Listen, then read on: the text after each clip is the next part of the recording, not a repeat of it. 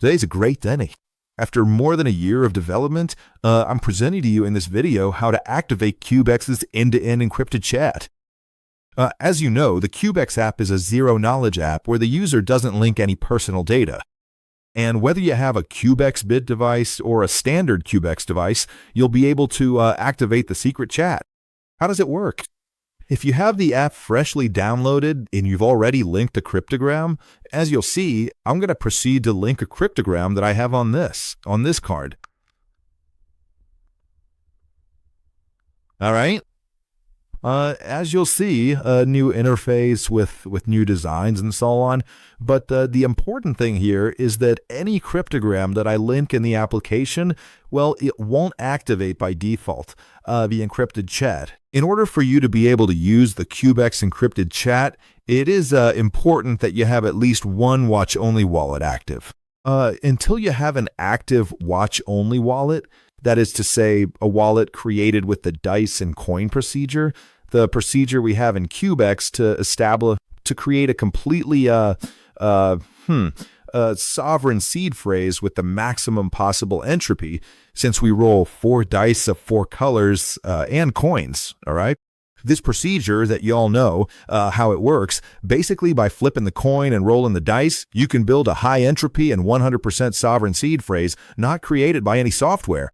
To activate the secret chat, you had to go through that flow, creating a wallet in Cuvex using the dice and coin procedure. Simply put, if you have recorded your seed phrase from other devices, well, you wouldn't be able to activate your Cuvex watch-only wallet, because here one of the processes is to go through let's say linking a descriptor and a series of processes that you achieve by creating the watch-only wallet with dice and coins. If you only have a cryptogram of any secret or any seed phrase created elsewhere, you wouldn't be able to, with that procedure, you wouldn't be able to activate the watch-only wallet, okay? So it is necessary that you create a watch-only wallet with dice and coins, that you encrypt it and have it stored or in a file via the Cuvex BIT device on USB-C, or that you have it stored via NFC on a card, okay? I'm going to proceed now. If you see, this is the normal state of a cryptogram linked in the application. And what I'm going to do is activate the watch-only wallet of this card, okay? Of this wallet that I already created back in the day with dice and coins,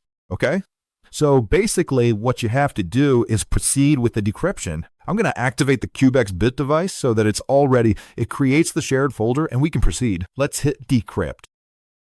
Since it's a card I just linked, it doesn't have the cryptogram in the smartphone's secure element. It's asking me to read it again, okay? Now it has saved it to the smartphone's secure element and can share it with the Cuvex folder and send it to the device via USB-C, so it can be decrypted completely offline on the device. So now that we have everything set up and ready to go, we can finally proceed with the decryption process to unlock the data we need to move forward with our analysis.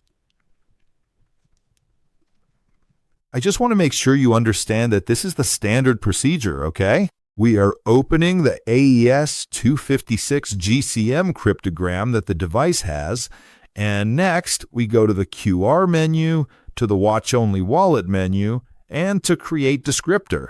As you know, Bitcoin accounts start from account 0. We are going to activate the account 0 descriptor, and here we have the QR that would need to be used for the watch-only wallet activation. We create a new account.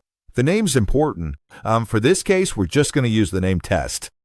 Let's name it test 1, or rather test 0 for account 0. By default, descriptors checked, although we could also activate it with the master public keys. This isn't the best option of the two that exist. By using descriptor, we're creating an account that's hardened at the level, meaning we're activating an account that's hardened at the account level, and it's a more resilient account for 1,000 things, but we aren't going to get into that. Now we simply scan the QR code that the Cuvex device has generated and activate. For a query, we can use our own node if we have one. We can use the Cuvex node, which if this wallet isn't linked, it's gonna have a discovery process that can take us several hours. Or we can use a public node. The public node creates a list of addresses and checks the balance. The watch-only wallet creates the list of addresses from the key we just gave it and checks this list against this list on different providers. It mainly attacks mempool space directly, which is one of the most stable providers we can use for everything, for broadcasting and so on. I'm going to click on standard connection so it's faster. And here we are seeing the balance that this wallet has, okay? Once I have activated this watch-only wallet to be able to send, receive everything, broadcast transactions, and so on, as you will see if you go back to the home screen, the chat activation pill appears, okay? This is very important. If you already have a watch-only wallet from Cuvex activated on your device, the pill will appear for you. If you don't have it, well, you have to follow the procedure you just saw to be able to activate it. First, have a wallet created with sovereign entropy, with dice and coins on the Cuvex device. Then link it to the app. Once you've linked that card, you have to activate the watch-only wallet, as you've seen with the descriptor, and from that point on, the pill will appear for you. This is primarily because there are so many powerful features within the chat interface itself, and certainly many more exciting updates to come that are all strictly linked to, having a Cuvex watch-only wallet, right? For example, you'll see shortly that we can easily make transactions between contacts, share addresses, and send invoices without complex procedures. In the future, multi-sig and CoinJoin are coming, along with many other features that will operate within the chat. Now, let's focus on activating it. This is a procedure that you can perfectly well do in both Cuvex BIT and Cuvex Standard. And the only difference is that to be able to activate the chat, as you will see, we restart this, we leave it in the initial menu, you have to decrypt this same cryptogram again to this time generate a different key. We are going to generate the key. It's a chat key that we have that the device creates, which is nothing more than the public key of a very, very, very high account and a very, very, very high address within that account, which we aren't going to use, but in case we do, it doesn't matter either, because with that key that the device creates when decrypting this cryptogram, well, basically what we are going to use it for is as a seed within the Cuvex chat. A seed to, in turn, create a pair of public and private chat keys with which you will identify yourself on the network. Okay? This is a chat that uses as a base the entire Signal protocol, okay? It uses the latest repository, therefore it is making a post-quantum encrypted chat. That is to say, it will support the short exposure of post-quantum when it exists, right? When that technical circumstance arises, right? So it's a tremendously secure chat that's created from the standpoint of absolute privacy, since you don't provide any data to create your user on Cuvex. And it's a chat that's tremendously robust and powerful using the Signal protocol underneath. To activate it, we press the key and it asks us to select which device we're going to launch the procedure on. If it were for Cuvex BIT, you'll see a USB-C connection to decrypt the cryptogram. If it were for Cuvex Standard, well, you'd have to decrypt the cryptogram on your device, since the USB connection doesn't exist, and use the card via NFC and what we do in Cuvex Standard. But anyway, later we'll make another video to see what this chat activation procedure is like on Cuvex Standard. Right now, we're going to Cuvex BIT. What it's telling us is that we have to start the decryption process and that we have to go to the WoW menu and press the button chat key, okay? So since we're going to start a decryption process, we're going to share the cryptogram from the application to the device. We're going to turn on the blue light on the device so it creates the shared folder and can receive the cryptogram. We already have the shared folder. We send the cryptogram to the device, and here we proceed with the decryption again. All right, so this is a standard, completely offline decryption process that we are using to open the AES 256-GCM cryptogram that currently protects our sensitive seed phrase. It is a very secure and straightforward method to ensure everything stays safe. Going back to the menu once more at the top, we navigate back to the What's Only Wallet section. And as you can clearly see down here, there is an option available to create your own chat key, all right? The chat key, from here, this QR code is generated, which I insist is only a public key of a very, very, very high account, of a very, very, very high address, all right? So it is something that is perfectly feasible to share. No, it doesn't entail any secret, except that it's going to be used now by the Cuvex application to use it as a seed with a series of additional parameters that it uses from the smartphone itself as a seed with which it creates a public key and a private key with which to interact in the chat. In other words, we are using our sovereign entropy created with Geis and a seed to use it as the base of the chat, as the seed with which to create the key pair. Why do we do it? Because we are sticking to our previous policy that evidently we could use the Entropic software that we can generate with the app. But nothing is the same as reusing our great entropy created with dice and coins. Okay? So here, basically, it's just about choosing a nickname. If the nickname is available, it will allow you to use it. If it's not available, it won't allow you to use it. Well, it will give us the message. It's important for you to know that for the nickname, lowercase letters are always used. It won't allow you to use uppercase letters, numbers, hyphens, and underscores. No, it doesn't allow you to do anything else. The user is a user that if at any moment we delete it or lose it or change devices, well, we're going to have to activate a new user, a new nickname, a new alias. Why?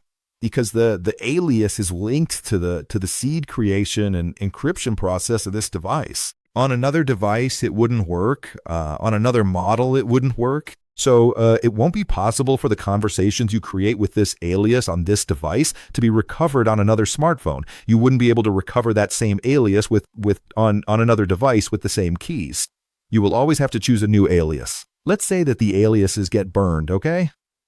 So we activate the nick, we call ourselves 1, okay?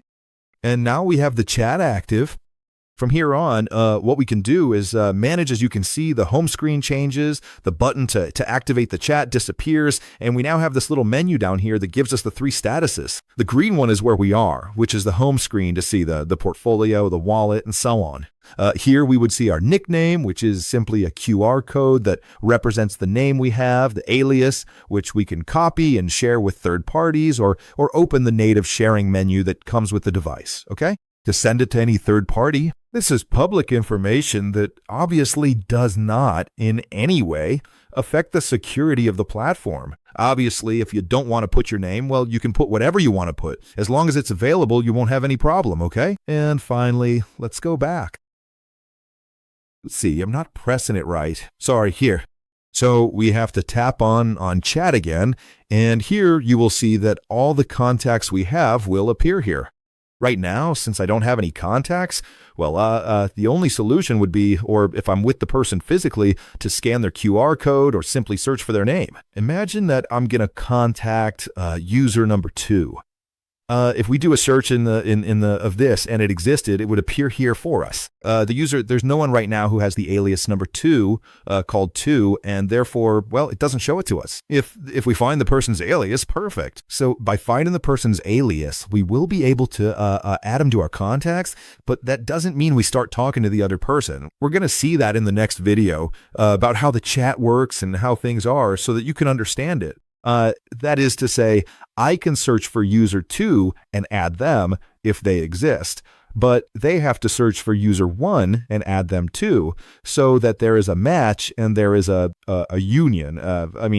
So that each user shares their public encryption key with the other. That is to say, since the chat is end-to-end encrypted, we won't have any ability to be able to talk to someone just by knowing their alias. Both have to add each other as contacts, share their public keys, and that way, everything I write to this user would be encrypted with their public key. Therefore, only they can see it, and everything they write to me would be encrypted with my public key, and therefore only I could see it, okay?